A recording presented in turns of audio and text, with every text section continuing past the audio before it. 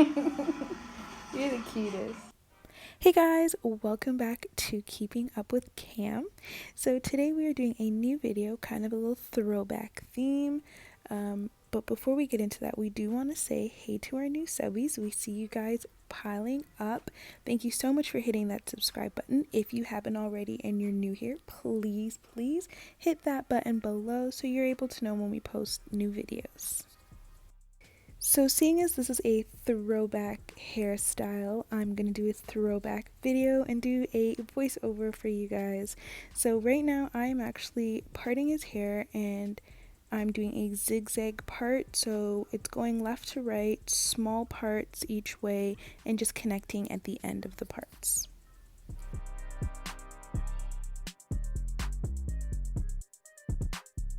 Our product of choice today is the Cantu Care for Kids Curling Cream. This thing is heaven. For any of you guys who don't want to put like gel or heavy products in your kid's hair yet, because that is me, I am super nervous of that, this is what I use. I put it on his hair this way. It kind of acts like a gel to keep his hair down, and I'm able to let the style last longer. So now I am parting the two sections into two sections. So each section will be split into two. I'm the worst at a straight line. I hate parting. It just bothers me. But I just keep going, keep trying to make sure that the line is as straight as possible. It's not the most important to have a super straight line because you won't be able to tell once we braid everything together, but just as a general practice, because straight lines are important or whatever. Yeah, you can just make sure that you get it as straight as you possibly can. So side note guys, Kham is actually drinking water in a juice box. If you see it throughout this video, it's not juice. It's one of these new things I actually stumbled upon at Walmart. They have the best snack selection for kids, I promise you. So starting off in the top, you're going to section out the beginning of your braid. And since we're doing a fishbone or Iverson style, whatever you guys used to call it, you're going to just keep that section out and away to itself because you're going to need it when we're all done. So I'm going in and making the braids going inward. So on the outer portion of your section, you're going to braid towards the middle of the head. When you do this on like an adult head, you want to try and get them as small as possible, as tight as possible. But these are our baby's scalps. We're not trying to make them get any hair loss. So you can keep the parts as big as you are comfortable with. And I would just not go too tightly. We want to keep their hair growing, not falling out. So this is the second braid that I'm doing. I started out trying to go straight, but what I realized is his hair is thinner at the sides, so it wasn't giving me the desired look that I wanted. It looked kind of loose.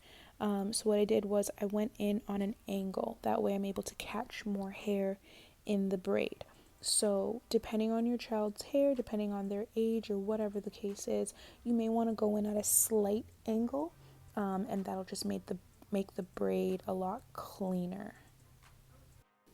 And you're just going to keep repeating this process step by step until you're done that row. Now, it depends on how many braids you're trying to get, how big their head is, but you could do the same amount that I did. You can do more, you can do less. It all just depends on the head that you're working with. This was by far the hardest style I think that I've had to do on him so far, just because it's a lot more complicated to do intricate types of designs on kids because you're not going to do as much. So it looks a little different than I was imagining in my head, but it still turned out great. So update status. Kamari's hair is doing well. I tried to keep up with the Jamaican black castor oil that I was using on his scalp. It's a lot harder to do with the toddler. They don't want to sit still, they don't want to let you go in their hair every day. So it's not as easy as it would be if we're doing it on ourselves. I have seen a little bit of improvement, but I mean, realistically, he's still a year and a half, so his hair is still going to change. His hair is going to drop out, come back in. I can already see the change in his curl pattern, especially in the back.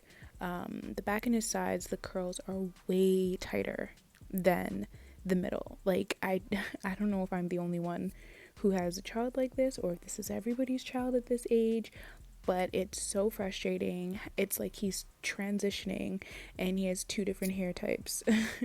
So it's a little frustrating trying to, do hairstyles sometimes, but just gotta keep pushing through.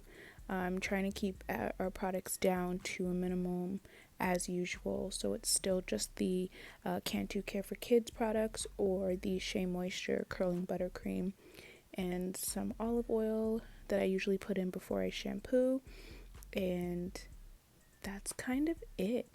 I did a quick little Instagram video on what his curl pattern looks like and what products we're using, so you can give that a look. His Instagram will be linked right here. You guys can check out his IGTV videos so you can see what I was talking about.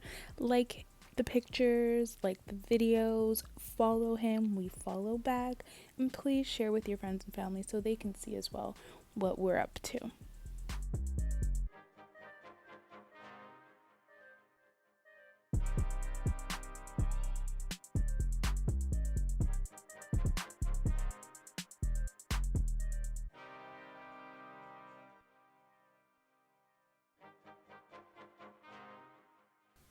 So we're going to make sure that we add product to the unbraided portion of the section.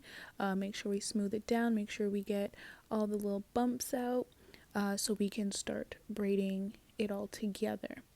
So you're going to take that unused portion that we had at the top of our braid section, and you're going to just braid with the side of the hair that has no braids. It's kind of like a feed-in braid. As you go down, you're going to add in the braid that's coming up on your right side. You're going to add in the hair that's on the left side, and you're just going to keep going down until you've connected all of it into one big braid. As you can see, Kham was getting a little antsy with this section.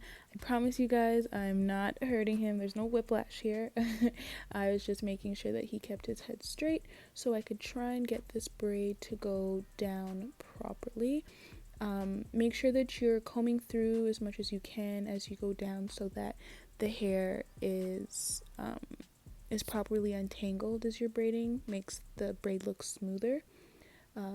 As you can see here, I'm crouching down. This is the one downside to braiding him in a high chair. I know that this is the tip that I give to everybody who keeps asking me, oh my gosh, how does he stay so still? Yeah, thankfully for this high chair he stays still while I'm braiding, but then I'm doing crouching tiger, hidden dragon behind it, trying to get the ends of his hair braided. So it's a little difficult. It's always harder to get the bottom part of any braid style that I'm doing to be cooperative because I'm like behind a wall, but there's more pros to cons when it comes to braiding him in the high chair, so I'm gonna stick with it for a while. And that's a wrap, guys. Look at this cute little adaptation of the Iverson braids or Fishbones, depending on where you grew up. It was called something different.